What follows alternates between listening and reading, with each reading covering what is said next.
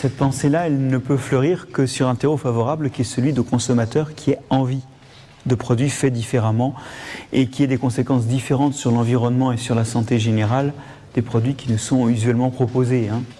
Bon, en tout cas, pour aujourd'hui, on va parler de microbes et on va parler de ces microbes tout au long de la chaîne qui mène à notre assiette, des microbes qui, pour le coup, vous allez voir, font tout un tas de choses que vous connaissez. Et la première chose dont je voudrais vous parler, la première chose que font ces microbes, c'est rien moins que les plantes. Parce qu'il n'y a pas de plantes sans microbes. Alors, la première chose, c'est que les plantes sont vertes comme des bactéries. Je pense que vous avez tous dans l'œil une plante et que la première chose qui est saisissante, c'est cette couleur verte. Eh bien, ce vert, figurez-vous, il nous parle de microbes. Vous savez que ce vert, il est lié à la chlorophylle. Et que la chlorophylle, elle est située dans des parties de la cellule qu'on appelle les chloroplastes. C'est là qu'il y a la chlorophylle, et la chlorophylle captant la lumière, c'est là que la lumière captée du soleil sert à transformer le gaz carbonique en sucre. Ça nous rappelle nos années de lycée. Ça se passe dans les chloroplastes qui sont le lieu de la photosynthèse. Bon, eh bien, figurez-vous que ce qu'on sait aujourd'hui, c'est que ces chloroplastes, ce sont des bactéries. C'est tout simplement des cyanobactéries. Alors les cyanobactéries, je suis sûr que vous connaissez. Vous avez sans doute vu une façade avec des espèces de pissures un peu grises, là où ruisselle l'eau de pluie. Voilà, ces cyanobactéries, c'est des bactéries qui font la photosynthèse, comme ça, comme celle-là, et qui vivent dans l'environnement. Et certaines d'entre elles vivent dans les cellules des plantes, où elles se multiplient. Quand la cellule se divise, il y en a tellement qu'il y en a des deux côtés. Quand une plante engendre un descendant, elle lui transmet dans ses cellules, dans ses gamètes, il y a des chloroplastes et c'est transmis à la génération suivante. Bref, ces cyanobactéries-là sont devenues des composants ordinaires de la cellule, mais historiquement, c'était des bactéries. Et les plantes ont attrapé la photosynthèse. Ah oui, tiens, pourquoi les plantes sont photosynthétiques et pas nous? Elles ont attrapé la photosynthèse comme certains attrapent la scarlatine ou une diarrhée. Elles ont chopé des bactéries. Dans leurs cellules, des bactéries qui se multiplient là, et on sait aujourd'hui que finalement, ce qu'on appelle les chloroplastes, bien sûr, c'est des composants de la cellule, mais en fait, ce sont d'anciennes bactéries qui vivent maintenant strictement dans les cellules des plantes et qui leur permettent d'être vertes. Et ça, à la rigueur, c'est pas très grave, et surtout capables de photosynthèse. Alors, vous avez ici un petit paysage, des gorges calcaires superbes, dans lesquelles on devine les cyanobactéries qui sont dans les plantes, et celles qui, un peu grises, font la patine de la roche et les pissures dont je vous parlais. Oui, dans le paysage, il y a beaucoup de cyanobactéries. C'est à la fois la couleur de la roche qui affleure et la couleur des plantes. Mais donc, c'est déjà important de voir qu'au cœur de la plante, ce qui la rend verte, ce qui la rend photosynthétique, c'est la présence de bactéries. Et que quelque part, déjà, un microbe a donné aux plantes ce que d'autres choses comme nous ou les champignons n'ont pas, la capacité d'exploiter le gaz carbonique pour faire du sucre. Et c'est déjà beaucoup. Alors, les plantes n'exploitent pas que la lumière et les gaz carboniques, elles exploitent aussi le sol. Et figurez-vous que dans le sol, eh bien, elles ont besoin d'alliés microbiens également pour se nourrir, en l'occurrence des champignons. Je vais vous raconter l'histoire des pins. Alors les pins, vous savez que c'est des arbres qui poussent très vite, très droits. C'est parmi les premières espèces qui reviennent quand on abandonne une terre agricole ou une pâture. Et en fait, les pins en vert, vous le voyez là, ils peuplent l'hémisphère nord. Il n'y en a pas trop en Afrique, ni en Amérique du Sud. Or, quand nos ancêtres sont arrivés en bateau pour aller, selon les écoles, évangéliser, commercer, enquiquiner les habitants locaux, quand nos ancêtres sont arrivés avec leurs bateaux en bois en Amérique du Sud ou en Afrique, les bateaux étaient bien abîmés. Ils devaient avoir un matériau pour les réparer. Ils ont voulu introduire des pins parce que les pins, ça fait des belles planches, et en plus des planches pleines de résine qui ne pourrissent pas. Et comme les pins, ça pousse partout, ils se sont dit, ok, en amenant des graines, ça va germer, ça va pousser. Et non. Quand on plante les graines, en Amérique du Sud, en Afrique, ça pousse, et quand ça atteint 10-15 cm, ça fait quelques petites aiguilles vertes qui jaunissent, et ça crève. En fait, ils ne se sont pas décontenancés. Ils se sont dit, ok, les graines, ça ne marche pas, on va amener des petits pins en pot. Et là, ça a marché. Quand on amène des pins en pot, on amène, sans le savoir, des champignons du sol qui, vous le devinez ici, par tous leurs filaments microscopiques, il y en a tellement qu'on les voit là, s'associent étroitement aux racines. Ces champignons-là, en fait, il y en a partout chez nous. Donc chez nous, quand on plante une graine de pin, elle pousse, il n'y a pas de problème. Mais ces champignons sont capables ils étaient absents des zones tropicales, ils sont capables de former un manchon, une colonisation autour de la racine, et ils forment un organe mixte qui n'est ni de la racine ni du champignon, mais la somme des deux. C'est ce qu'on appelle une mycorhize, ça du champignon, myco, et de la racine, rhiza. Et cette structure mixte, eh bien, sans ça, la plante ne se développe pas. Les champignons qui font ça, ils sont communs chez nous. C'est les truffes, par exemple, qui font des mycorhizes avec les chênes. C'est les girolles, c'est les cèpes, c'est les russules, c'est les lactaires, c'est les tricolomes, c'est les trompettes de la mort, les girolles, enfin c'est tout ce qu'on trouve en forêt, parce que ces champignons-là, ils ont aussi besoin des arbres, mais il n'y avait pas ça sous les tropiques. Il n'y avait pas ces espèces-là. Et du coup, les arbres de nos régions ne pouvaient pas pousser sous les tropiques. Alors je vous rassure, maintenant ils poussent tellement bien que les pins sont devenus invasifs dans ces régions-là et menacent les forêts locales. Mais l'histoire importante, c'est qu'à la base, ce que révèle l'impossibilité du pin à pousser dans des régions où il n'y a pas ces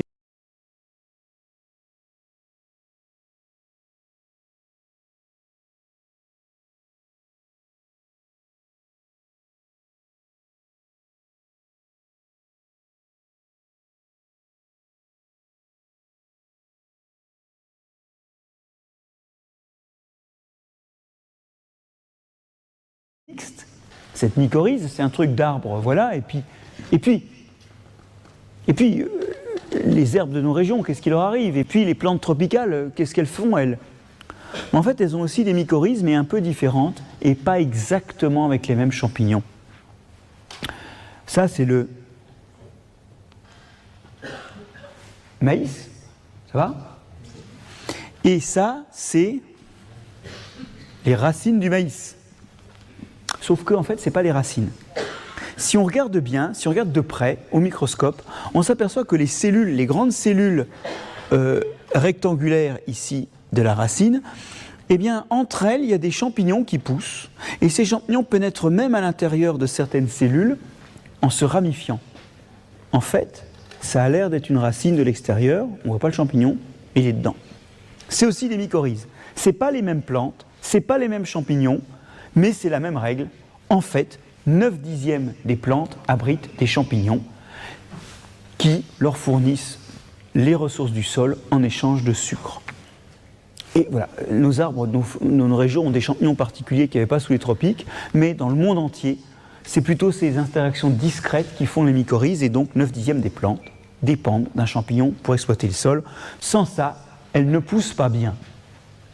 Alors, il faut bien voir que cette association-là, non seulement elle a un rôle nutritif, mais en plus la présence de champignons sur les racines va avoir un autre effet, qui est de protéger la plante. D'abord de la protéger localement. Vous vous doutez bien que quand il y a une chaussette de champignons, comme vous voyez à l'écran là, ça protège les racines. Mais ce n'est pas tout. En fait, l'effet protecteur du champignon, il va beaucoup plus loin. Et maintenant, je vais prendre une plante qui est le tabac, qui forment des mycorhizes aussi, et je vais regarder les feuilles. C'est un tour de magie que je vais faire, parce que les champignons mycorhiziens, ils sont dans les racines. Maintenant, je prends les feuilles, et sur les feuilles de ces tabacs, qui sont tous génétiquement identiques, c'est une variété de tabac moderne, je vais soit les faire pousser en sol où ils ne peuvent pas faire de mycorhizes, soit les faire pousser dans un sol où ils sont mycorhizés. Et partout, je vais mettre beaucoup d'azote, beaucoup de phosphate, beaucoup de potassium, pour que, mycorhizés ou pas, ils poussent bien. Puis, je vais leur inoculer en 2 points sur les feuilles un champignon que vous connaissez peut-être sous le nom de pourriture noble, mais qui pour le coup a aussi un autre effet, c'est que quand il est inoculé sur des feuilles, il fait une pourriture grise et c'est un pathogène redoutable. Mais ce n'est pas un pathogène du tabac. Bon, alors je fais mes 2 inoculations et qu'est-ce que je vois? Ben là j'ai une grande surface qui est malade et là la maladie est très circonscrite. Quand je répète plein de fois l'opération, je découvre qu'en moyenne, c'est 2,3 fois plus de surface de la feuille qui est dévastée par le champignon quand il n'est pas mycorhizé que quand il est mycorhizé. Alors que ces plantes sont génétiquement identiques. Simplement les unes ont le champignon, les autres pas. Quand je regarde l'accumulation des molécules de défense, les molécules qui sont censées répondre à la présence du champignon en le tuant, je m'aperçois que elles ne sont pas là normalement, elles sont produites en réponse à la maladie, mais cette réponse est plus forte et plus rapide quand la plante est mycorhizée que quand elle n'est pas mycorhizée. En d'autres termes, le système immunitaire de la plante fonctionne mieux dans toute la plante quand elle a rencontré ces champignons dans le sol que quand elle ne les a pas rencontrés. Ça veut dire que la maturité, le fonctionnement adulte du système immunitaire de la plante, il dépend du champignon. C'est énorme. En plus, vraiment, ces tabacs, ils sont génétiquement identiques. Il n'y a pas de différence génétiquement. Donc ce que vous voyez, c'est que finalement, il y a une protection locale et générale par le biais d'une action sur le système immunitaire de la plante qui répond plus vite et plus fort par ces champignons. Quelque part, c'est le développement du système immunitaire qui est aidé par le champignon, un développement plus efficace. Mais je voudrais vous montrer que le développement de la forme aussi de certaines plantes dépend de champignons. Et je vais encore vous remontrer cette image qui tourne depuis tout à l'heure et qui ne gêne personne. C'est une forêt de hêtres et ça choque personne. Bon, il y a des jolies fleurs bleues en dessous, ok, mais ils sont normaux ces arbres. C'est des arbres forestiers avec un tronc et puis des branches qui portent les feuilles au-dessus. Mais si vous y réfléchissez, c'est bizarre. Pourquoi ? Parce que ces arbres, ils ont été petits, et quand ils étaient petits, ils étaient des arbustes, et ils avaient une énorme masse de branches qui partaient très bas. Quand l'arbre grandit, il grandit par le haut, et donc même si à un moment le tronc occupe un volume important, il devrait rester les branches qui partaient de la base, et les branches qui se sont formées quand l'arbre est devenu un peu plus haut, voire encore plus haut. Pourtant, elles ne sont plus là, ces branches. Où sont-elles ? Première observation, déjà, quand on a un arbre qui a poussé tout seul et qui n'a pas de voisin, il y a des branches dès la base. En fait, ces branches, vous allez me dire, elles disparaissent parce qu'elles sont à l'ombre. Oui, mais enfin, il devrait encore y avoir les restes de ces branches, même si elles sont mortes. D'ailleurs, je vous emmène en Bretagne. En Bretagne, là, c'est une photo de mon île préférée, Belle-Île-en-Mer. Moi, je suis originaire de là-bas et j'ai grandi avec ces forêts pourris, il faut le dire, de cupressus et de pins insignis qui ont été introduits de Californie au moment du remembrement. Et certains agriculteurs se sont dit, c'était utilisé pour faire des haies, et j'en ai un peu plus que prévu, je vais faire un bois, j'ai fait une petite plantation et je vendrai le bois. Alors, regardez le bordel. Là, pour le coup, les branches basses, elles sont là, elles sont mortes ou elles sont moribondes, mais elles sont là. Elles ne sont pas parties. Ce sont des pins et des cupressus introduits. Et rebelote. Là, la disparition des branches basses, ce qu'on appelle l'élagage naturel, ne fonctionne pas. Et s'il ne fonctionne pas, c'est qu'ici, on n'a pas les microbes qui font ça. Les microbes qui font ça, les microbes qui vont tuer si elles sont affaiblies, voire manger si elles sont déjà mortes, les branches basses, ce sont des champignons. Des champignons qui s'attaquent aux branches affaiblies ou aux branches mortes, qui les boulottent, et quand ils ont tout mangé, eh bien en fait ils n'arrivent pas à s'introduire dans le tronc parce que dans le tronc, le bois est trop massif, il n'y a pas assez d'oxygène. Ils ont fait des spores entre-temps, ils vont aller faire leur besogne ailleurs, la branche a disparu, la croissance de l'arbre fait un bourrelet cicatriciel qui se referme et qui referme complètement la blessure, avec un double effet. Cette fermeture va d'abord empêcher des maladies de rentrer à l'intérieur du tronc. Des champignons qui pourraient par exemple se développer dans des troncs plus importants et les rendre creux et donc favoriser leur cassure sous l'effet du vent. D'autre part, donc déjà il n'y a pas de maladie qui rentre puisque maintenant il y a de l'écorce qui recouvre complètement l'endroit où il y avait une branche, et d'autre part la fibre de bois qui grandit chaque année est très continue, elle n'englobe pas dans sa croissance des restes de branches, donc ça fait un bois qui est plus résistant à la cassure. En d'autres termes, à la fois d'un point de vue phytosanitaire et d'un point de vue mécanique, votre arbre il pousse mieux, il a un tronc plus résistant, et donc on avait dit que c'était des champignons qui tuaient des branches moribondes ou qui décomposaient des branches mortes, mais en réalité c'est tout bénef pour l'arbre. Ce sont des partenaires très utiles qui lui donnent à la fois sa forme et qui accroissent sa santé et sa résistance par rapport à l'état où il y aurait des branches qui mettraient en contact l'extérieur avec le cœur du bois et qui mécaniquement affaiblirait le bois qui se développe en les englobant. Voilà, donc l'idée c'est que en fait, les arbres sont une sculpture de champignons et pour le coup, même la forme d'un arbre, c'est quelque chose qui fait appel à des microbes. L'arbre en forêt, il n'aurait pas cette forme avec un tronc et un houppier sommital sans champignons. On ne se pose pas souvent la question de savoir pourquoi les branches ne sont pas là, parce que comme elles ne sont pas là, on ne se pose pas la question de leur absence, on ne les voit pas. Mais vous voyez très bien que quand les arbres sont introduits, eh ben, il n'y a pas les champignons qui font ça, et là, ils sont pleins de branches basses. Et ça donne des forêts pas très belles à voir, en tout cas pas habituelles à voir. Alors, d'accord, les microbes sont nécessaires aux plantes, et vous pourriez me dire, bon, c'est normal, les plantes, elles ne se déplacent pas, donc c'est normal qu'elles finissent par être colonisées par des microbes. Mais moi, je me lave, moi je sais courir, et les microbes, ils n'ont pas le temps de rentrer. Alors, c'est pas vrai. Moi, comme tous les animaux, j'ai également besoin de microbes. Notamment, j'ai besoin de microbes pour digérer. Alors, je vais faire un détour par une espèce qui n'est pas l'homme, pour vous montrer un cas de dépendance extrême aux microbes pour digérer. Ça, c'est une vache. Et alors, vous voyez que les vaches, elles ont plusieurs caractéristiques. 1, elles ont un gros bide. 2, elles passent leur temps à mâchonner, 10 heures par jour en moyenne, en regardant passer les trains, en regardant le caméraman. 3, elles ont souvent une forte odeur, les vaches. Même quand c'est bien lavé, une vache, ça a une odeur un peu fromagée. Alors effectivement, ça mange de l'herbe, ça c'est pas douteux, mais pour le coup, il y a un truc bizarre, c'est que si on regarde les bouses, là c'est des bouses qui ont été bien rincées par la pluie, ben regardez, il y a plein de fragments végétaux. Et quand on les colore avec des colorants appropriés, un colorant rose pour la cellulose et un colorant vert pour la lignine, on s'aperçoit que dans les bouses de vache, il y a toujours de la lignine et de la cellulose, et ça c'est bizarre, parce que la lignine et la cellulose, c'est 90% de la masse sèche des végétaux. Donc le fait que ça sorte dans les crottes, ça veut dire que la vache ne digère pas ce qui est l'essentiel des végétaux. C'est bizarre, hein ? Alors tout ça s'explique assez simplement, et j'en vois qui sourient parce qu'ils connaissent déjà l'histoire. L'idée, c'est que la vache, elle a un énorme réservoir qui est situé en avant de l'estomac, à la jonction entre l'œsophage et l'estomac, un énorme réservoir qu'on appelle le rumen. C'est 150 à 250 litres d'eau dans lequel arrivent tous les végétaux qu'elle mange. Et ça explique le gros bide. Évidemment, des tissus végétaux entassés à l'abri de l'air dans de l'eau, ça fermente. Et ça explique les odeurs bizarres des vaches. C'est les gaz de fermentation. Parmi eux, d'ailleurs, il y a du méthane qui s'échappe. Bon. Et les microbes qui fermentent, là, eh bien, ces microbes,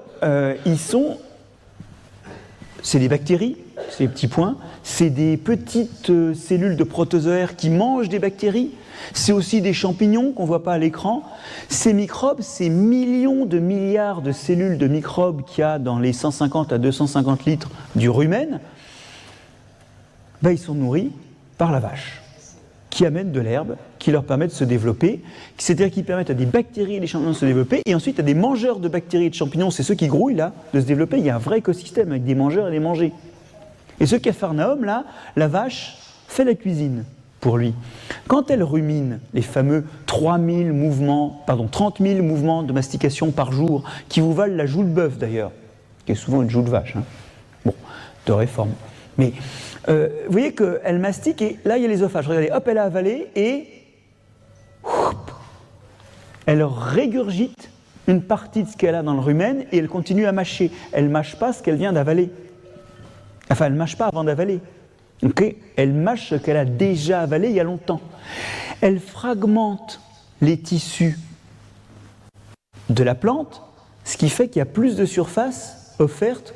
Elle découpe l'herbe et il y a plus de surface offerte aux microbes. Ensuite, l'autre chose qu'elle fait, c'est qu'elle sécrète une salive abondante qui va justement faire l'eau qu'il y a dans le rumen. Et dans cette salive, il y a, comme dans la vôtre, des carbonates. C'est ce qui dépose du tartre sur les dents. Et c'est que ce carbonate, c'est un antiacide. Or, quand il y a des fermentations, ça s'acidifie. Et ça risque de s'acidifier tellement que les microbes pourraient en mourir.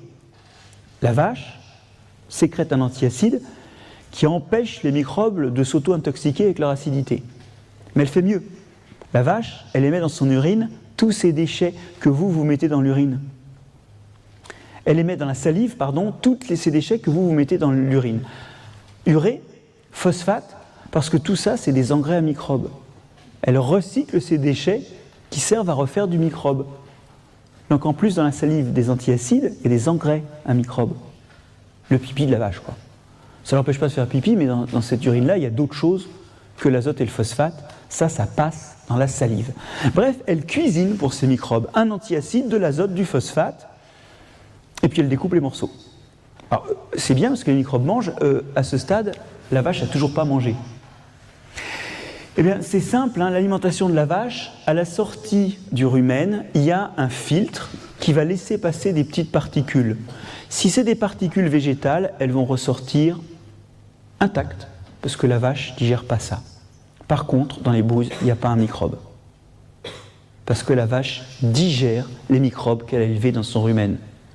Ainsi, par exemple, bon an mal an, chaque jour, elle digère l'équivalent de 2 à 3 kilos de protéines microbiennes, issues de protéines que les microbes ont fait soit en attaquant les végétaux, soit en utilisant l'urée de la vache.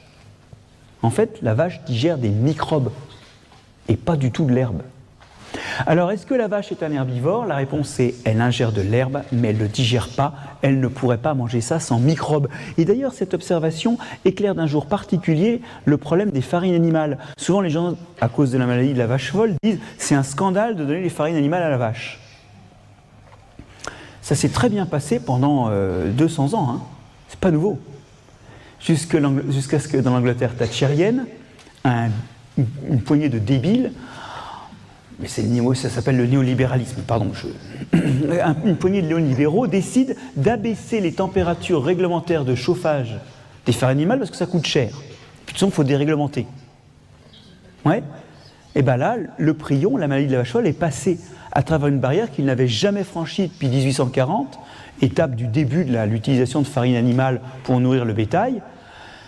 Et là, effectivement, on a eu une maladie, la maladie de la vache folle, mais c'est une maladie du néolibéralisme. Ce n'est pas une maladie des farines animales. La vache, ce n'est pas un herbivore. Et elle nourrit des microbes parmi lesquels certains mangent d'autres microbes, donc sont des sortes de carnivores. D'ailleurs, la vache, elle mange son placenta après l'accouchement. D'ailleurs, la vache, elle mange de façon opportuniste des oiseaux, des oisillons. Elle est trop grosse pour courir derrière. Ce n'est pas un prédateur de folie. Mais c'est un consommateur opportuniste de protéines animales. Et donc, mettre des farines animales dans l'alimentation des vaches, c'est juste recycler des déchets. C'est génial. Sauf qu'il faut les chauffer. Il y a des précautions sanitaires à prendre. Et c'est ça qu'il ne faut pas oublier. Mais quelque part, les farines animales ne sont pas un scandale. C'est un très beau recyclage de matériaux. Seulement, ça ne se fait pas n'importe comment. Voilà. On ne mange pas de la merde sans l'avoir chauffé, quoi. Bon. Alors, vous voyez au passage que ça a des conséquences importantes par rapport à certaines pratiques zootechniques ou alimentaires. Hein. Moi, dans la ferme de mon enfance, on nourrissait les cochons avec de l'eau de vaisselle. Mais ça choque personne. Alors, à l'époque, les détergents n'étaient pas aussi toxiques que maintenant, mais en fait, recycler des déchets dans la production d'aliments, c'est une super bonne idée. Mais pas à n'importe quel prix. Ces microbes, ils ont non seulement... Ils aident les organismes à digérer. Bon, la vache, c'est un peu le paroxysme quand même. Mais ils ont aussi un rôle protecteur. Alors aujourd'hui, on va parler de souris. Parce que chez les souris, on est capable d'élever les souris dans des bulles stériles. C'est des bulles sous pression où on pulse de l'air stérile. Donc s'il y a une fuite, ça va vers l'extérieur, les microbes ne rentrent pas. Ça, c'est les gants qui permettent de manipuler à l'intérieur. Mais sous la pression de l'air, ils font comme des trompes à l'extérieur. Mais ces gants vous permettent de manipuler des cages où il y a des souris qui n'ont jamais vu un seul microbe. On les appelle des souris axéniques, A privatif, sans, xénos, l'étranger. Et vous allez voir ce que c'est quand on n'a pas d'étranger, c'est pas beau. Ces souris qui sont privées de bactéries, elles survivent. Hein. Elles sont privées de bactéries et de levures et de tous les microbes qu'il peut y avoir dans le tube digestif, dans les oreilles, dans le vagin, dans le nez, dans tous les creux, ou sur la peau. Et elles n'ont pas les 1000 à 10 000 espèces de bactéries et de champignons qui constituent ce qu'on appelle le microbiote de la souris, c'est-à-dire les communautés, les écosystèmes microbiens embarqués sur la peau et dans les cavités. Elles en sont privées et on s'aperçoit que en creux, cela montre qu'il y a un rôle dans la nutrition. Pour nourrir ces souris et les faire grandir normalement, il faut mettre 30% de nourriture en plus par rapport à une souris normale. Parce qu'elles digèrent moins bien. Elles n'ont pas toutes les enzymes digestives, toute l'aide à la digestion qu'apportent ces microbes. Donc, comme elles digèrent moins bien, il faut mettre plus de nourriture. Ensuite, on s'aperçoit que ces souris, elles ont des problèmes, il faut leur donner des vitamines régulièrement. Qu'on ne donne pas aux souris normales qui sont pourvues de microbes dans le tube digestif. Ah bah oui. C'est parce qu'en fait, une partie des vitamines, et c'est valable pour nous aussi, provient des microbes du tube digestif. Puis il y a encore un truc plus éclatant, c'est que des fois elles s'intoxiquent avec des aliments de souris. Et ça nous rappelle un truc qui intéresse l'homme. Quand le soja est arrivé en Europe, merci beaucoup. Quand le soja est arrivé en Europe, on s'est aperçu que le soja était toxique pour l'homme. Bizarre. En fait, les Asiatiques, ils mangent du soja depuis longtemps et il y a des bactéries qui détruisent une toxine qu'on appelle la dedzéine. Une toxine qui est cancérigène et qui provoque aussi des déminéralisations et des problèmes de pression artérielle. Et puis qui est féminisante aussi pour les hommes.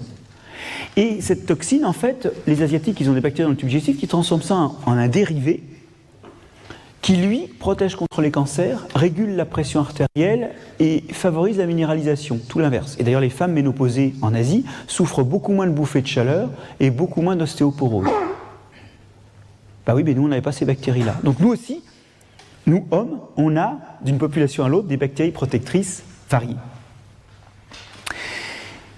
Ces bactéries, outre une aide à la digestion, mais ça renvoie pour l'homme et la souris à ce que je disais pour la vache, elles ont un rôle dans la protection, d'abord parce que, installées, elles empêchent l'installation des microbes indésirables. Par exemple, 8/10 d'entre vous ont sur leur peau des staphylocoques dorés. Mais à peine 2% de la population de cette salle aura un jour une maladie à staphylocoque doré. Pourquoi ? Parce que le staphylocoque doré, il est entouré de plein d'autres bactéries qui sont en compétition pour les mêmes ressources, qui se battent avec lui, qui l'empêchent de proliférer.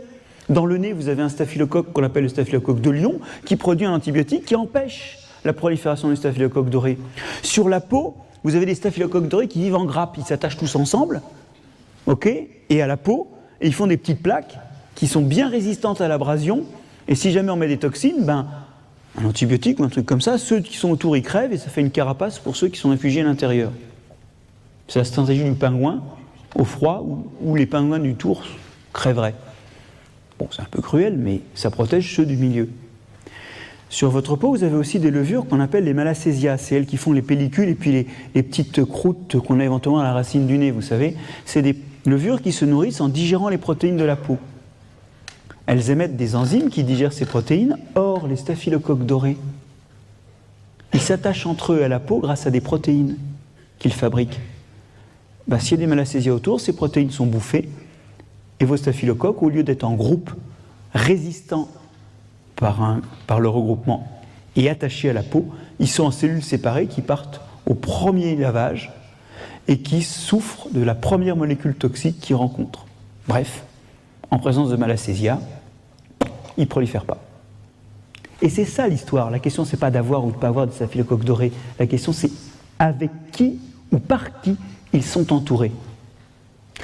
Donc, on a à la fois des protections directes, par des antibiotiques que les uns produisent et qui abîment les autres, ou par la compétition pour les ressources, et puis indirectes, parce que, exactement comme pour les tabacs de tout à l'heure, vous allez voir, ces microbes peuvent manipuler le système immunitaire et le rendre plus efficace. Regardez plutôt, nous allons prendre une souris et nous allons lui coller une maladie qui n'est pas une maladie de souris, un petit peu comme tout à l'heure, la pourriturite n'était pas vraiment une maladie de tabac.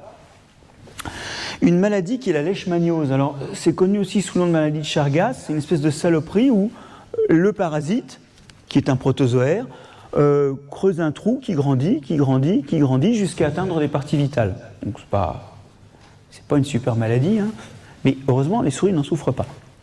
Quand vous déposez quelques agents de la leishmaniose sur la peau d'une souris, ça fait une papille de réaction avec une croûte qui expulse l'intrus. Et donc, pas de maladie. Maintenant, on va prendre une souris axénique. Alors déjà, première observation, tiens, sa peau est plus mince. Je vais vous confier, les souris axéniques, il n'y a pas un caractère, il n'y a pas un trait sur lequel elles soient normales. Donc déjà, elles ont une peau moins épaisse. Petit problème de développement quand même. Et deuxièmement, leur réaction est molle, il y a un petit épaississement, c'est tout. Et regardez, vous les voyez les trous là ? La maladie s'installe. Elle chope une maladie qui n'est pas une maladie de souris. Un peu comme tout à l'heure, le tabac chopait la pourriture grise, alors qu'ordinairement, ce n'est pas un problème. Vous me suivez ? En fait, la taille des lésions et la réaction du système immunitaire n'est pas du tout la même et n'est pas suffisante à repousser une maladie qui ordinairement est repoussée. Alors, l'intérêt de ces souris, c'est qu'on peut manipuler les bactéries dessus. Et maintenant, on va faire une troisième expérience où, 8 jours avant de lui coller les maladies, on va prendre la souris axénique et lui remettre sur la peau du Staphylococcus epidermidis, un staphylocoque ordinaire de la peau. Vous, madame, qui opinez, vous en avez une grosse centaine de millions sur la peau, même si vous êtes douché ce matin. C'est un truc banal sur la peau, et nous on en a plein. Donc on remet dans la cage, vous voyez, des Staphylococcus epidermidis, les souris se réinfectent sur la peau, puis 8 jours plus tard, on leur recolle la maladie. Et là, miracle, la taille de la lésion est plus grosse, la réaction est plus grosse, et la plupart n'attrapent pas la maladie. Quand on regarde la quantité de globules blancs anti-leishmaniose, anti-leishmania qui sont formés, on voit que c'est élevé sur une souris normale, et ça la sauve de la maladie, c'est très bas sur une souris axénique, et ça redevient normal sur une souris axénique à laquelle on a remis sur la peau des Staphylococcus epidermidis.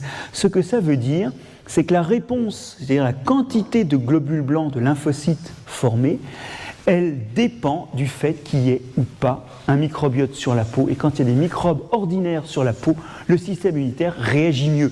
Il réagit mieux aux intrus, pas aux habitants ordinaires. Là, il n'y a pas de réaction. Ils ne font pas de maladie de toute façon. Mais vous retrouvez l'idée que le système immunitaire, il fonctionne mieux, il se développe complètement qu'en présence de microbes. Et cette idée que les microbes aident au développement, on retrouve ça aussi dans le développement du système nerveux. Je vais en reparler dans un instant, mais vous voyez, cette expérience sur les souris rappelle exactement l'expérience sur le tabac. Tout comme les plantes, les animaux, leur système immunitaire demande, pour être pleinement fonctionnel, d'avoir rencontré des messages encore mal caractérisés venus de ces habitants ordinaires qui ne déclenchent pas de maladie, mais qui sont vitaux pour déclencher le développement et notamment la mise en place d'un système immunitaire adulte. Alors maintenant, on va regarder une autre chose, c'est le développement du système nerveux. Et pour ça, on va étudier le comportement de souris qu'on va mettre dans un dispositif en croix surélevée. Et dans ce dispositif, où 2 branches sont entourées de hautes cloisons et 2 branches nues, on va étudier le temps que la souris passe à différents endroits. Alors, une souris normale, son comportement, c'est d'éviter la lumière et les endroits ouverts. Si vous avez vu Tom et Jerry, la souris, elle habite derrière les plinthes, elle ne traîne pas en plein milieu de la salle de séjour. Vous voyez, ici, cette souris, elle a exploré, elle a vu qu'il y avait des ouvertures, mais elle s'en fout complètement. Elle reste dans la zone abritée, et ça, c'est un comportement de souris normal, un comportement craintif qui lui évite les mauvais coups, d'être mangé par un chat ou de se prendre un coup de balai. C'est bon ? Maintenant, on va recommencer l'expérience avec une souris axénique. Mais avant, il faut que je vous dise un truc. La souris précédente, c'était sa sœur. Simplement, juste après la naissance, on l'a sortie de la cage axénique, où il n'y avait donc pas de microbes, et elle s'est recolonisée de microbes. Et vous avez vu, son comportement est normal. Maintenant, on prend sa petite sœur qui est restée dans la cage. Et là, on la pose ici, et on observe son comportement. Alors, elle n'a pas le choix. Au début, elle observe la zone entourée de hautes cloisons, puis, arrivant à la croisée des chemins, elle décide d'aller voir dehors. Et non seulement elle regarde dehors, mais en plus, regardez, elle se penche. Alors, si on fait l'expérience avec vous, je vous engage à ne pas vous pencher, c'est dangereux. Ok ? Elle explore, on se dit, est-ce que tu vas rentrer à l'abri ? Elle peut se faire manger, là, par un chat. Eh ben non. Alors vous allez me dire, ok, peut-être qu'il y a une souris qui est timorée et l'autre qui n'a pas froid aux yeux, qui est un petit peu... je sais pas, il y a peut-être une souris conservatrice et une souris d'extrême gauche qui a envie d'aller prendre des coups en sortant en mauvaise heure, je sais pas. Alors en fait, on peut refaire cette expérience sur plein de couples de souris qui sont dans la même fratrie, où certaines ont été recolonisées après la naissance et d'autres pas, et on remarque qu'il y a toujours des différences, et qu'en moyenne, les souris axéniques, elles passent moins de temps là, et plus de temps dans la zone ouverte, et moins de temps dans la zone entourée de cloisons, la zone enclose, vous voyez, il y a un peu moins de temps. Elles n'ont pas le même comportement.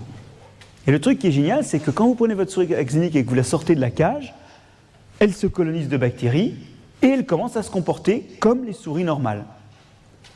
Si vous sortez la souris avant 4 semaines et demie, qui est la fin du développement du système nerveux. Si vous la sortez après 4 semaines et demie, elle changera un peu de comportement, mais pas trop. C'est-à-dire qu'en fait, le développement du système nerveux et du comportement sont influencés par les microbes. Regardez plutôt. Alors l'histoire se termine très mal pour les souris. Les scientifiques qui ont réalisé cette étude ont ensuite fait des tranches fines dans le cerveau des souris pour étudier l'expression des gènes qui s'expriment dans le système nerveux. Ils ont notamment regardé l'expression d'un gène qui est un marqueur de l'anxiété, qui plus les conditions sont anxiogènes, plus il s'exprime dans le cerveau des hommes ou des souris. Et ce qu'on voit, c'est que, élevées dans les mêmes conditions, les souris normales expriment beaucoup plus ce marqueur de l'anxiété que les souris axéniques qui l'expriment moins. Et ça peut expliquer en partie, même si ce n'est sans doute pas la seule cause, que la souris axénique, elle est moins stressée, elle a moins d'anxiété, et du coup elle fait des trucs bizarres. Et qui sont d'ailleurs pas forcément une bonne idée. Quelque part, des fois le stress est bon conseiller. De même pour un autre, alors je vous ai pris 2 exemples parmi toute une série d'exemples, de même pour un autre gène qui est un marqueur de la plasticité synaptique. La plasticité synaptique, vous savez, c'est cette capacité à réorganiser les contacts entre les neurones qui est vitale pour mémoriser. Et on sait que les souris axéniques, elles sont un peu connes de ce point de vue. Il leur faut une semaine de plus qu'une souris normale pour mémoriser que le bouton rouge, c'est celui pour avoir de l'eau. Ou que la nourriture est cachée à gauche en sortant de la cage chaque matin. Elles mémorisent moins bien. Et de fait, regardez, le gène qui est impliqué dans la réorganisation des neurones et qui contribue à ça, même si ce n'est pas la seule cause, là encore, eh bien ce gène, il est plus exprimé dans une souris normale que dans une souris axénique. Et oui, en fait, la maturation et le fonctionnement du système nerveux dépend de la présence des microbes. Ils font partie de ce qui permet le développement normal, car une fois de plus, ceci est normal et ceci n'est pas tout à fait normal. Alors, vous en avez peut-être un petit peu assez d'entendre parler de souris et de vaches, hein. Vous avez peut-être envie de savoir, et nous alors, nous on est des souris et des vaches d'une certaine façon. Je vous ai dit notamment par rapport à la digestion, nos microbes ils font comme pour la souris, des vitamines, ils détoxifient des choses, ils nous aident à digérer. Mais surtout, nous, on vit dans des sociétés modernes où on a de moins en moins de microbes sur nous et en nous, car nous nous lavons beaucoup, car nous désinfectons nos aliments, car nous vivons dans un environnement qui est lui-même désinfecté. Et nous, en fait, on vit dans des sociétés où tout un tas de maladies contagieuses ont été fort heureusement limitées.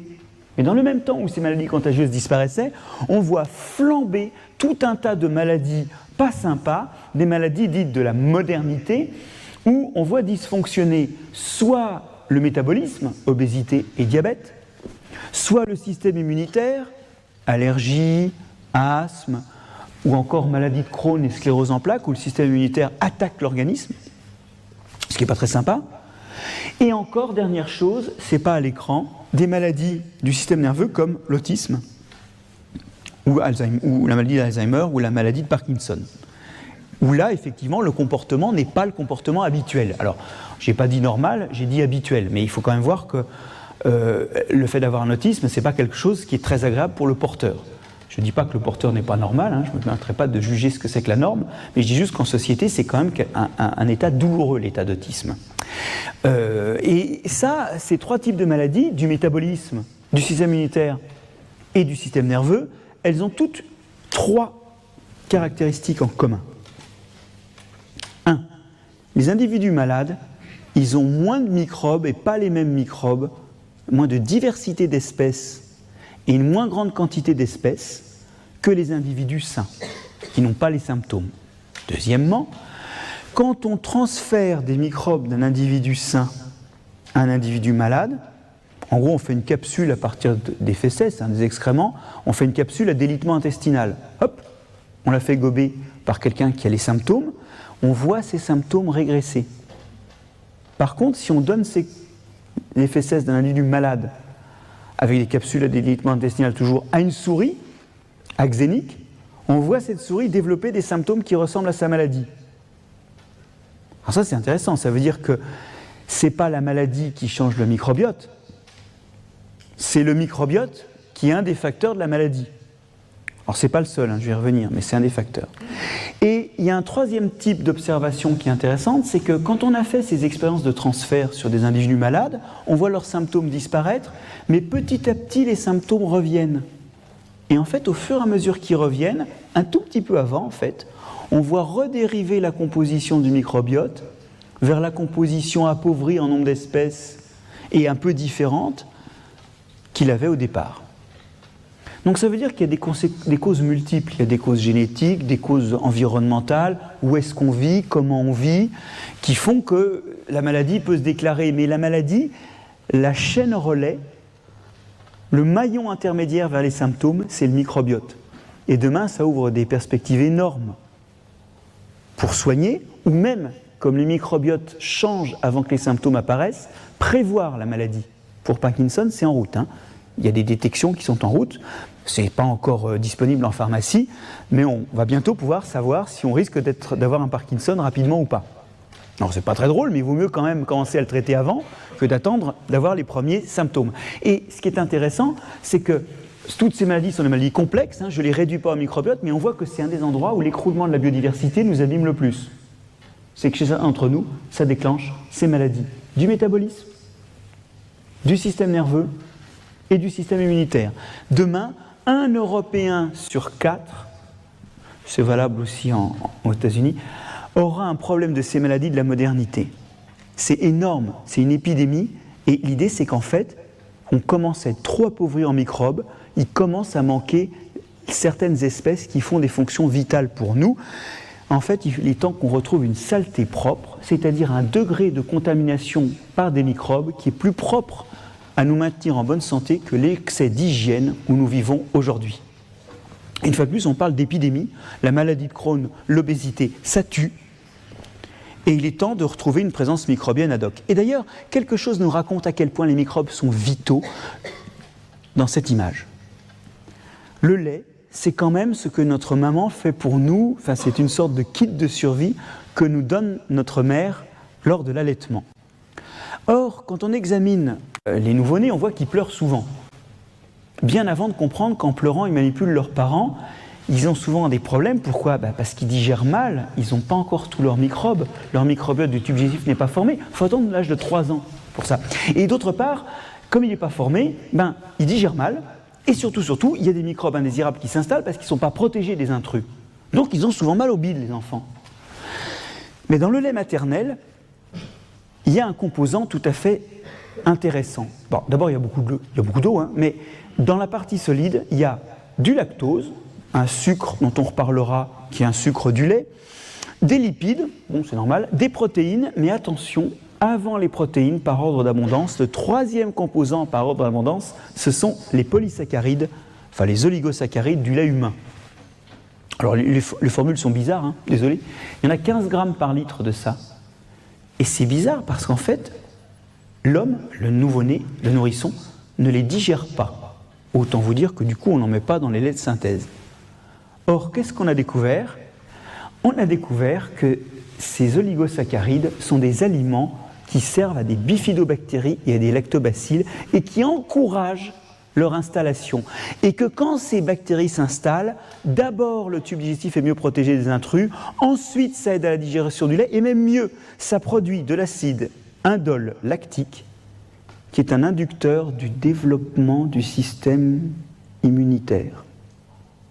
Donc, ça aide, en retour, par le biais des bactéries, à former ce système immunitaire pleinement efficace de l'âge adulte. Il est écrit en lettres de feu dans notre biologie, puisque ça représente 15 grammes par litre dans le lait, à quel point la colonisation par des microbes, c'est vital. Dans ce que notre maman fait pour nous de vital, il y a quelque chose pour nos microbes, et ça signe bien l'importance de cette présence microbienne en nous.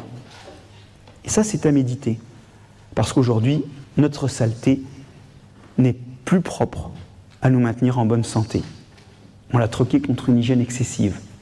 Il faut retrouver les bons, sans nécessairement, d'ailleurs, retrouver les mauvais. On est d'accord là-dessus. On va peut-être se vacciner, par exemple, pour éviter les mauvais et laisser les bons rentrer. Pour pouvoir s'exposer bien, il faut quand même mettre des barrières à l'entrée des mauvais. On vit une époque sublime où, avec la vaccination, on peut laisser les gamins sucer de la terre, ou manger du sable comme mon fils a fait tout l'été. Alors ça, c'est un truc, ne me demandez pas quel plaisir il y a pris, à la plage, il mangeait du sable. Bon. Ces conduites-là des gamins, c'est évidemment des conduites d'inoculation, et tant qu'effectivement on est à la merci de la polio ou de conneries comme ça, il ne faut pas. On vit à une époque où, grâce à la vaccination, on peut laisser les enfants s'inoculer tout ce qu'ils veulent. Et Léon a mangé du sable sur toutes les plages de Bretagne. Alors, la dernière chose qu'on ne peut pas faire, c'est des civilisations, et notamment l'alimentation, je vais prendre surtout cet aspect-là, des civilisations modernes sans microbes. Regardez, les microbes, ils sont là, vous les voyez? Où est-ce qu'ils sont? Allez, je vous écoute. Ouais, ils sont dans le fromage, ça c'est évident. Ils sont dans le pain, ouais, là, ou encore dans le yaourt. Il y en a un peu sur les fruits, mais bon, ils sont en autostop, ils n'ont pas préparé le fruit, hein. Mais ils sont dans la préparation de ça, de ça, de ça. Le thé, beaucoup de thés sont fermentés. Et le beurre. La différence du beurre avec la crème fraîche, qui lui donne son goût, c'est qu'il est fermenté. Et le goût de noisette du beurre que n'a pas la crème fraîche, c'est du diacétyl produit par les bactéries lactiques qu'il y a dans le beurre, hein. Oui, le beurre est fermenté. Moi, en fait, quand j'ai écrit mon bouquin sur les microbes, dont je vous ferai la pub après, hein, je ne savais pas. Un jour, une collègue m'a écrit en me disant « Mais tu sais que tu as oublié le beurre comme exemple ?» Alors je lui ai dit « Si le beurre était fermenté, je le saurais. » Puis quand même, j'ai été voir et j'ai découvert la différence entre la crème fraîche et le beurre. C'est pas simplement le barattage, c'est que ça, c'est de la crème qui a légèrement fermenté, ce qui donne une acidité protectrice et un petit goût de noisette. Bon. Pourquoi est-ce qu'on fermente? Eh bien, on fermente parce qu'à l'origine, les aliments agricoles, ils étaient toxiques. Quand on a commencé l'agriculture, les aliments agricoles étaient toxiques. Alors là, je vous sens un peu dubitatif, vous dites que vraiment, le type exagère parce qu'il a un livre à vendre, et c'est vrai, j'ai un livre à vendre, mais c'est faux de penser que j'exagère. Suivez-moi. Vous savez qu'il y a des gens qui sont intolérants au lactose à l'âge adulte, ils ne digèrent pas le lactose. 36% des Français, peut-être même plus d'ailleurs. Ça, c'était la brochure qu'il y avait chez mon Toubib, alors je l'ai scanné, mais c'est normal. Dans toutes les espèces de mammifères, les adultes ne digèrent pas le lait. Ce qui n'est pas normal, c'est de digérer le lactose à l'âge adulte. Le lactose, vous voyez, c'est un sucre en 2 morceaux. Et ça ne rentre pas dans les cellules. Il faut le couper en 2 d'abord, avec ce qu'on appelle une lactase. Et puis ça fait 2 moitiés qui peuvent rentrer dans les cellules. Et en fait, les enfants ont des lactases, mais normalement, au sevrage, les lactases cessent d'être produites et on ne digère plus le lait. C'est quand on est un mammifère normal. Ben nous, on n'est pas des mammifères normaux, hein. Quand on regarde nos ancêtres au tout début de la domestication des vaches, et vous allez voir qu'ils traillaient leurs vaches. Je vais vous montrer pourquoi. Les premiers Européens qui ont trait des vaches, quand on regarde comment ils sont composés génétiquement, on est sûr qu'ils ne toléraient pas le lactose à l'âge adulte. Alors, pas tolérer le lactose à l'âge adulte, c'est super emmerdant, parce que si vous buvez du lait, le lactose arrive dans l'intestin, vous ne le prenez pas, ça fait fermenter des bactéries, et donc déjà ça ballonne, mais surtout, comme ça fait plein d'acide lactique, ça attire l'eau dans le tube digestif, ça donne une diarrhée, et deuxièmement, comme c'est très acide, ça abîme l'intestin. Donc si vous continuez à boire, votre diarrhée devient sanglante. Donc c'est vraiment pas le truc. Enfin, les gens intolérants au lactose, ils arrêtent très vite, c'est très désagréable, quoi. Et s'ils insistent, c'est plus que désagréable. Alors, ce qu'on sait, c'est que c'était le cas de nos ancêtres qui ont commencé à domestiquer des vaches. Et on sait que non seulement ils avaient des vaches, mais qu'ils traillaient le lait parce que dans des poteries, on retrouve des traces d'acide gras de lait. Mais ces poteries sont bizarres. Elles sont pleines de trous. Et ça, les amis, c'est juste une poterie pour faire des faisselles. Vous faites cailler le lait et vous laissez s'échapper le petit lait. Donc déjà, le petit lait emmène une grande partie du lactose. Et deuxièmement, cette faisselle, quand elle commence à fermenter, quand elle commence à faire un fromage, les bactéries détruisent le lactose et il n'y a plus de lactose. Et nos ancêtres, ils ont commencé par faire des fromages. Et puis après, comme il y avait du lait sur la table, ça a sélectionné les individus qui étaient capables de boire le lait directement, qui restaient capables de digérer le lait à l'âge adulte, parce que ces individus-là, figurez-vous, ce qui est bu n'est plus à boire, hein, ils avaient accès aux ressources immédiatement, ils ne pouvaient pas se les faire voler, et deuxièmement, ils ne perdaient pas le petit lait. Et c'est secondairement qu'on a pu digérer le lait, et qu'on pense aujourd'hui que le lait est un aliment qui n'est pas toxique. Mais à la base, pour les adultes, le lait, il est toxique, et c'est grâce à des microbes qu'on a contourné ça. Alors, on n'est d'ailleurs pas obligé de jeter le petit lait, on peut faire du yaourt. Mais enfin, on perd quand même un petit peu de matière. Les yaourts, ça sent, cette odeur, c'est des choses qui se volatilisent. Il y a une perte de matière, mais l'intérêt de ça, c'est que là, il n'y a plus de lactose. Et en plus, quand on fait un fromage, alors un vrai fromage, on a plein de choses géniales. Déjà, souvent, sur la croûte du fromage, il y a des bactéries qui sont un peu oranges. C'est le cas notamment de tout un tas de fromages qui puent très fort, hein. Les bactéries oranges qu'on devine là, en sous-couche sur ce Saint-Nectaire, elles sont pleines de carotène. Le carotène, c'est de la vitamine A. Et oui, quand vous stockez des aliments pour l'hiver, les vitamines, elles s'altèrent. La vitamine A du lait, au bout d'une ou deux semaines où le lait est transformé en fromage, il n'y en a plus. Ah, mais s'il y a des microbes, il y a encore les vitamines des microbes. Premier avantage, ceci est du lait avec encore des vitamines. Deuxième avantage, vous voyez que la croûte est un obstacle à l'installation de tout un tas d'organismes. Et c'est notamment la croûte du fromage, un obstacle à l'installation des bactéries indésirables. Regardez plutôt cette expérience où on cultive de la listeria sur un milieu de culture tout simple, où on n'a rien que la nourriture de la listeria et la listeria. Sur une trentaine de jours, ça c'est des puissances de 10, la bactérie, regardez, c'est cette courbe-là, elle se multiplie 10 fois, 100 fois, 1000 fois, 10 000 fois, 100 000 fois, 1 million de fois. Ensuite, deuxième manip, on met la listeria, on met de quoi la nourrir, mais on rajoute un peu des microbes qu'on utilise pour les fromages au lait pasteurisés. On ne va pas citer de nom, mais il y a le caprice des moines et la chaussée aux dieux, par exemple. On rajoute dans le milieu ces microbes. Vous voyez que ça pousse un peu moins, mais la listeria se développe quand même. C'est pas un bon écran.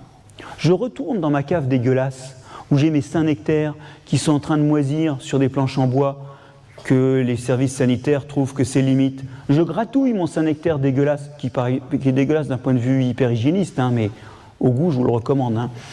Je gratouille ça, et je mets ce mélange de microbes atroces en mélange avec la listeria à pousser. Et bien la listeria, là, elle en prend plein les dents, elle pousse 100 fois moins. Ouais. Ces microbes qui peuplent le fromage, ils empêchent l'installation des microbes indésirables. Et ils sont bons pour la santé. Vous voyez que, quelque part, en plus de rendre le lait digeste, c'est une sorte de saleté propre.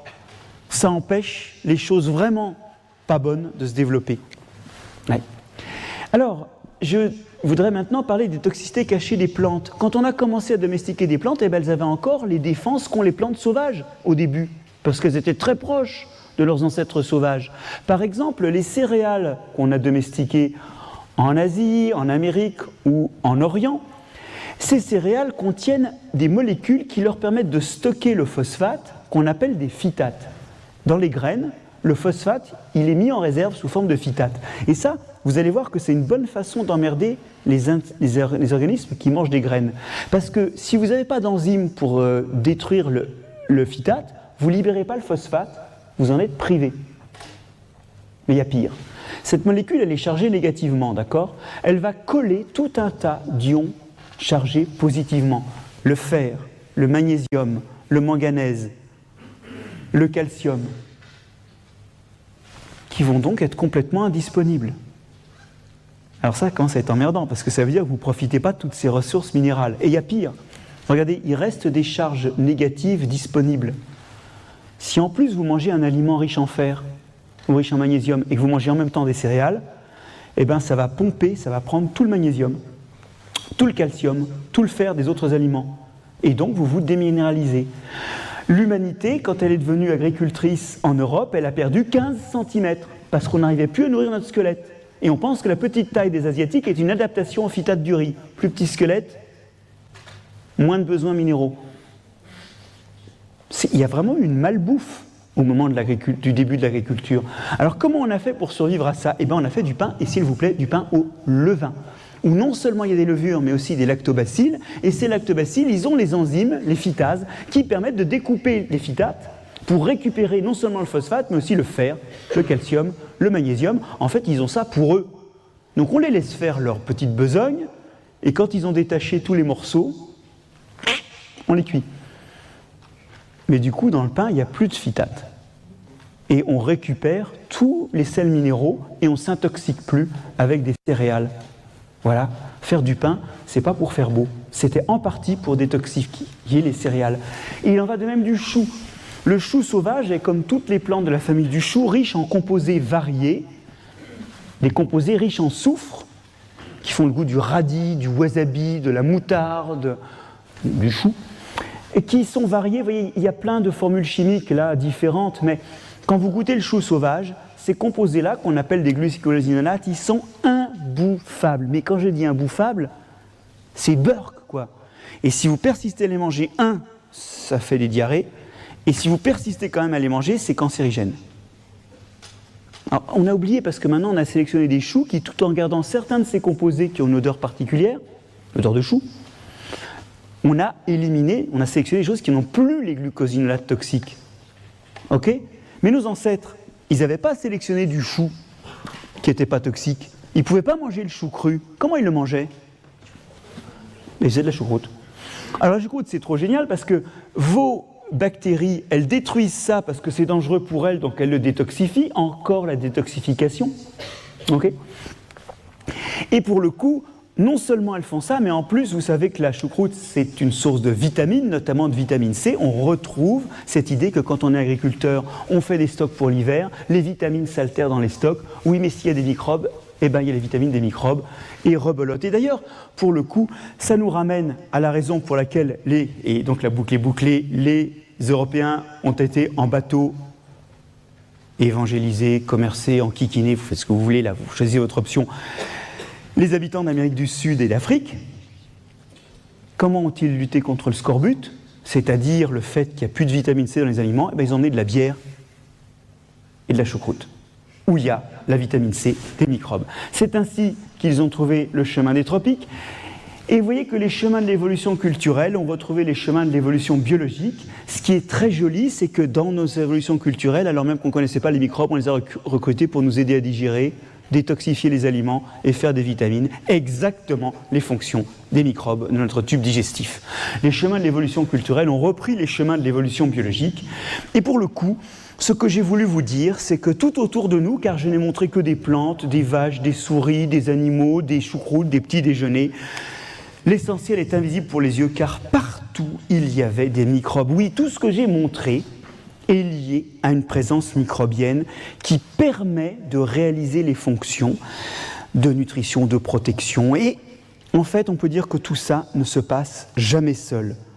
Alors ça pourrait presque être le titre d'un livre, mais quoi qu'il en soit, ce que je voulais vous dire ce soir, c'est que vous avez plusieurs milliards d'alliés sur vous, et par pitié, demain, trouvez les moyens de ne pas jeter le bébé avec l'eau du bain, si j'ose dire, trouvez les moyens de vous protéger des microbes qu'on ne souhaite pas, sans éliminer ceux qui font votre santé et qui, depuis des millénaires, des millions d'années, voire des milliards d'années, accompagnent vos ancêtres. Retrouvez le chemin de la saleté propre. Merci.